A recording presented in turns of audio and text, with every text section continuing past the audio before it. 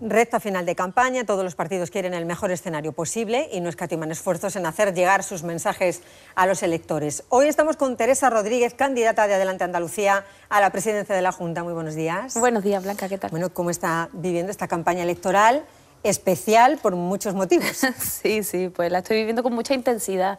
La verdad es que la confluencia para nosotros ha sido un valor incalculable en campaña. Si la comparo con la campaña de 2015, pues de repente es tener acceso a una experiencia y a un arraigo en el territorio, gracias a Izquierda Unida y gracias a las fuerzas andalucistas que nos acompañan, con el que no contábamos en 2015.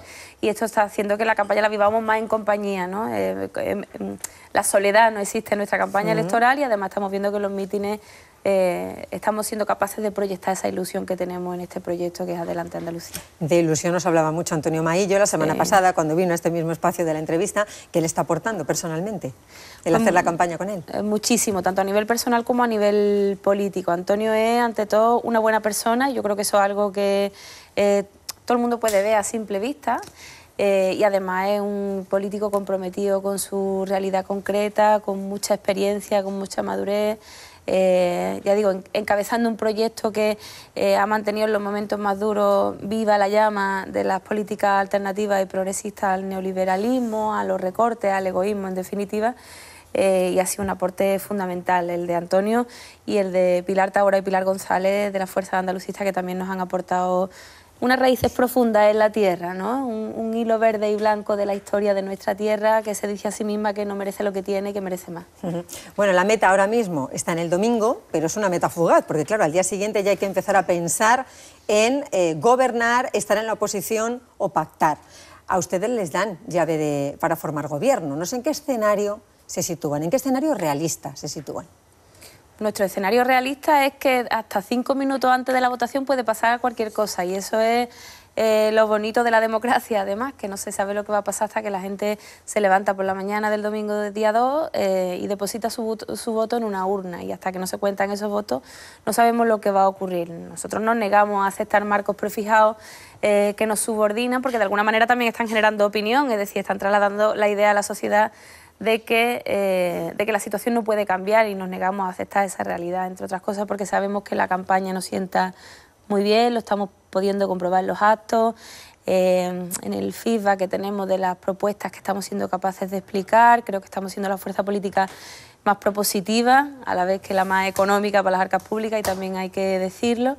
Y creo que nos va a sentar muy bien la campaña. En ese sentido nosotros aspiramos al máximo y a partir del día 3 empezamos a hablar de la gobernabilidad de Andalucía y de la dinámica de acuerdos que tendrá que haber sí o sí, porque desde luego sí es una certeza que no va a haber mayoría absoluta por parte de nadie, pero además eso va a pasar a nivel general, tanto en Andalucía como en España. Y yo creo que esto puede ser una oportunidad para la ciudadanía, porque lo que esté en el centro de la discusión y del debate político sean las medidas concretas, las propuestas concretas. Cada presupuesto, cada ley, cada medida va a ser la clave. Hay que recordar que gobiernos de mayoría absoluta del PP nos trajeron reformas laborales antisociales, y del PSOE también. Nos trajeron ley mordaza, nos trajeron recortes en educación, en sanidad y en servicios sociales. Es decir, que una mayoría absoluta o un gobierno que haga paseos militares por los parlamentos y por los congresos no significa que sean estabilidad para los de abajo, que hemos sufrido 10 años de mucha inestabilidad en cuanto a derechos laborales y sociales. ¿Qué le sugiere que Vox, por ejemplo, pueda tener una representación parlamentaria, según las encuestas? Me parece que, y creo que la extrema derecha no va a entrar en el Parlamento de Andalucía. Ese hablar recurrentemente de Vox, yo recuerdo cuando en la campaña de 2015, la señora Díaz, leí en una crónica de un acto de campaña, la señora Díaz trasladaba a sus simpatizantes y militantes la necesidad de que no pronunciaran la palabra Podemos. Que dijeran se puede y no podemos en el lenguaje común para evitar hacernos publicidad, y las encuestas nos daban 15 diputados, no 0,1, 15 diputados.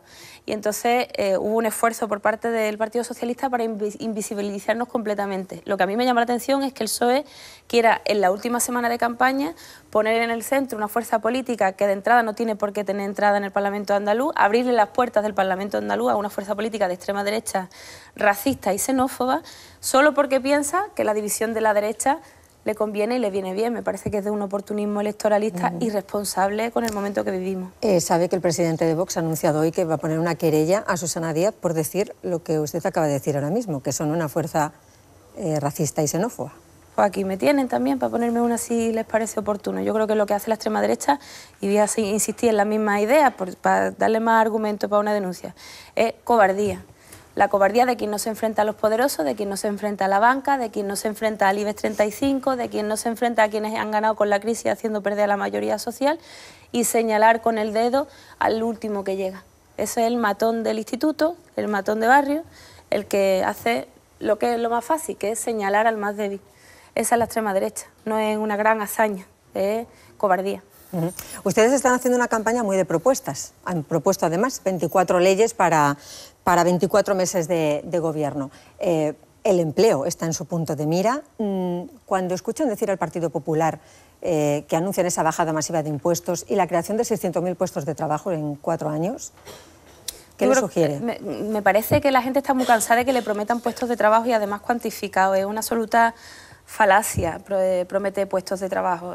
Lo que se puede es hablar de política económica, y tiene serias dificultades el PP para hablar de política económica cuando su gurú económico, el señor Rato, está preso en Soto del Real. Entonces, esos señores tan elegantes, con esas chaquetas, esas corbatas y esa imagen de solvencia, son los peores gestores de lo público. Hicieron una amnistía fiscal inconstitucional que les perdonaba los impuestos a las grandes fortunas. Nosotros estamos muy orgullosos de las propuestas económicas que hemos puesto sobre la mesa a lo largo de esta legislatura, muy orgullosos de Carmen Lizárraga como portavoz de Hacienda y Economía, artífice del acuerdo de modificación del sistema de financiación autonómica que le devuelva a Andalucía los derechos económicos que le pertenecen, ni más ni menos, los que les pertenecen. Y además tenemos un criterio de solvencia básico, y es que informes del Banco de España hablan de que la inversión pública, incrementar la capacidad de consumo de la gente, mejorar salarios, mejorar pensiones, mejorar renta, hace que la economía real, la que genera empleo, la que no se deslocaliza, la que fija población, se fortalezca. Por tanto, no lo decimos nosotros, lo dice el Banco de España, es el doble de efecto que el que tienen las rebajas fiscales, que por otro lado ponen en riesgo la sostenibilidad de nuestros servicios públicos fundamentales. Las personas humildes heredan derechos, las personas trabajadoras vamos a dejar a nuestros hijos derechos, derecho a la educación, derecho a la sanidad. Esa es la herencia que nosotros vamos a dejar a la siguiente generación, y esa herencia hay que preservarla y blindarla. Llevan ustedes en su programa también el sistema de vivienda pública como ADN de la confluencia también Adelante Andalucía. Se ha anunciado para este viernes que el Consejo de Ministros va a aprobar un paquete de medidas para ayudar, en este caso al alquiler, para que también se sea más escrupuloso en la tramitación de los desahucios al hilo de la muerte de una mujer en Madrid. Hoy hay anunciadas también concentraciones de la plataforma de afectados por la hipoteca. ¿Cómo se puede mejorar para que casos como este no vuelvan a ocurrir? Nosotros hemos planteado varias medidas, y son medidas que empiezan a pararle los pies a las entidades financieras. Hay que señalar con el dedo a quienes son los culpables del drama de los desahucios en este país, y esa es la gran banca, los grandes acaparadores de viviendas, los fondos buitre que vienen a comprar vivienda en el centro de las ciudades y encarecen los alquileres de los demás para vivienda turística. Y a eso hay que ponerle coto y hay que ponerle límite. Nosotros pusimos sobre la mesa la ley de titulizaciones, que es una ley que obliga a las entidades financieras a publicar y a informar a sus hipotecados sobre quién tiene la deuda, quién es el propietario de la deuda. Esa medida podía haber parado miles de desahucios en Andalucía. Una entidad financiera no puede desahuciar a una familia si la deuda ya la ha vendido a un fondo de inversión, por ejemplo. Lamentablemente PP, PSOE y Ciudadanos votaron en contra de esta ley. Nosotros apostamos por la aplicación plena de la ley de la función social de la vivienda, una ley que elaboró en su momento Izquierda Unida y que después de las últimas sentencias ya permite empezar a penalizar a los acaparadores de vivienda para obligarles a poner esas viviendas a disposición del alquiler. Y nosotros pensamos que la vivienda pública, su gestión en Andalucía es ampliamente mejorable. Vemos como la gestión de la vivienda pública en Andalucía ha sufrido una enorme dejación y está mal gestionada. Nosotros apostamos por parques públicos de alquiler social, apostamos por obligar a los acaparadores de vivienda a poner esa vivienda a disposición de los parques públicos de alquiler social, y apostamos también por mano dura contra los abusos de las entidades financieras, para lo cual la comunidad autónoma tiene plenas competencias. Quieren gestores en la sanidad pública andaluza. Venimos ayer de una huelga en la atención primaria. Nosotros queremos democratizar la gestión de la sanidad pública. Entendemos que no es de recibo que, además de haber recortado la sanidad en Andalucía, de no haber recuperado los niveles de inversión de 2010 en la sanidad pública andaluza, de 2010, no estamos hablando de una política expansiva en inversión sanitaria, recuperar los niveles de gasto de 2010, no hemos sido capaces de hacerlo todavía en este momento en Andalucía. Además de ese problema, que es un problema de financiación y de fondos, que es como una gota malaya, es decir, los recortes se acumulan, tienen un carácter acumulativo, no tienen un efecto inmediato, sino que cada vez tienen efectos peores, la precariedad del personal sanitario, la lentitud en sustituir al personal, el hecho de que nuestro médico o médica de atención primaria no tenga 10 minutos para atendernos, para mirarnos a la cara cuando vamos a la consulta, que eso es algo que todos los ciudadanos hemos observado. Algo que el gobierno de Susana Díaz se niega a aceptar, que es que la sanidad funciona peor que hace 5 años. Y eso es la primera vez que ocurre en Andalucía. Y funciona peor que hace 10 años. Todos recordamos cuando íbamos a la consulta de atención primaria y había una unidad de medicina y enfermería, por ejemplo, y nos atendían con toda la calma y podían hacernos pruebas clínicas y pruebas diagnósticas en la misma consulta de atención primaria, que sabemos además que es la que evita más ingresos por urgencia y por hospitalaria. Y vemos como hay un deterioro progresivo de la sanidad, que es uno de nuestros valores fundacionales como comunidad autónoma en la sanidad. Eso por una parte, pero por otra parte también está la democratización de la gestión de la sanidad. Nosotros nos negamos a aceptar que tenga que haber comisarios políticos recortadores repartidos por toda la gestión de la sanidad en Andalucía. Nosotros no queremos sustituir la horda de enchufados del PSOE por una horda de enchufados de Adelante Andalucía. Queremos que sean los profesionales y los usuarios y usuarias quienes decidan democráticamente, quienes deben dirigir y encabezar esos servicios, porque además esos van a ser los principales defensores de los servicios frente a la Administración, y no al revés, y no unos comisarios recortadores de la Junta en los servicios, gente que ha dado incentivos por recortar en educación y en sanidad. Hablamos de educación, usted es profesora de secundaria, sí. Conoce bien el sector y conoce bien los problemas, ¿no? Mucho de menos ahora mismo. Volvería, ¿no? Siempre le escucho decir que cuando termine esta etapa política volverá de nuevo a la educación. Bueno, hablan de blindar la educación con un mínimo del 5% del Producto Interior Bruto. Sí, son 1.500 millones de euros más para sanidad, para recuperar plantillas, para recuperar personal de atención a la diversidad, que es una carencia fundamental, que quizás quienes más han sufrido las consecuencias de los recortes en educación en nuestra comunidad autónoma es el alumnado con necesidades educativas especiales, para incrementar las plantillas de orientación. Necesitamos que el sistema educativo andaluz siga siendo esa herramienta de compensación de desigualdades, y por tanto hay que recuperar las inversiones en educación, blindar la educación pública andaluza. Nos permitiría además mejorar las infraestructuras. Venimos de un verano en el que había movilizaciones por parte de la comunidad educativa por las condiciones climáticas de los centros, el hecho de que a nuestros niños los tengamos entre algodones y luego los mandemos a un aula a 35 grados, parece que no es razonable, ¿no?